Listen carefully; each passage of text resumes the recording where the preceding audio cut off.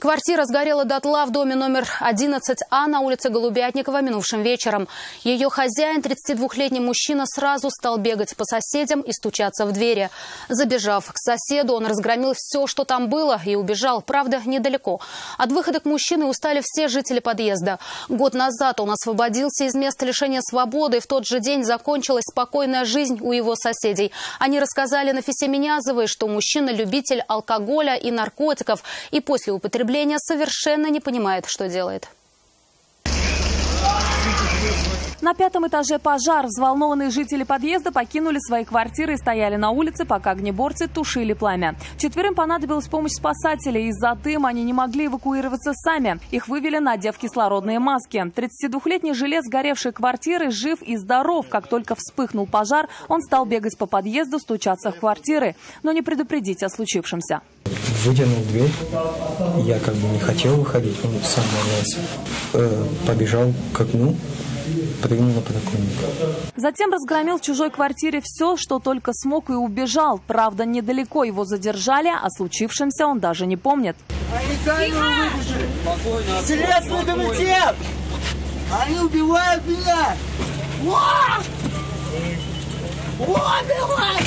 Площадь пожара составила 18 квадратных метров. Соседние квартиры сильно пострадали от дыма и копоти. Нижние от воды, их затопило при тушении. Беды жильцы этого дома ждали давно. Уже год, как им совсем неспокойно. На свободу вышел их сосед. Большой любитель алкоголя и наркотиков. Под воздействием препаратов, говорят, становится совсем неадекватным. Это уже не первый случай, как говорят соседи, так и силовики. Сюда очень часто приезжают пожарные и полицейские. Мужчина регулярно устраивает здесь поджоги, и не только. Открывай дверь, говорю!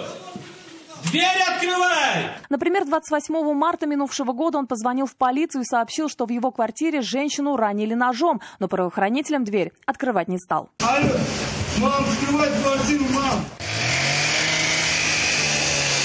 Медлить было нельзя, и силовики открыли дверь с помощью гидравлического инструмента. Что от него хотят люди в форме, просто не понимал. Не бейте, пожалуйста! Не бейте, пожалуйста! Его трогать никто не будет. Не бейте, пожалуйста! Дома была его жена, но на ней не было ни царапины. Обоих доставили в полицию. Но уголовный кодекс мужчина не нарушал и вскоре, к огорчению соседей, вернулся домой. Затем стал жить один, от вредных привычек не избавился. Сейчас дознавателям предстоит выяснить причину возникновения пожара, врачам определить вменяемость задержанного мужчины. С места происшествия его доставили в психоневрологический диспансер, а соседям делать ремонт, видимо, за свой счет. На то, что мужчина оплатит все расходы, они не надеются. Нафиса Минязова, Константин Бушуев, вызов 112.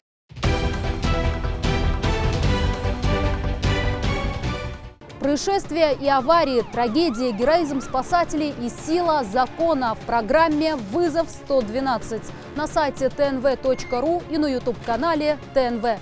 Подписывайтесь.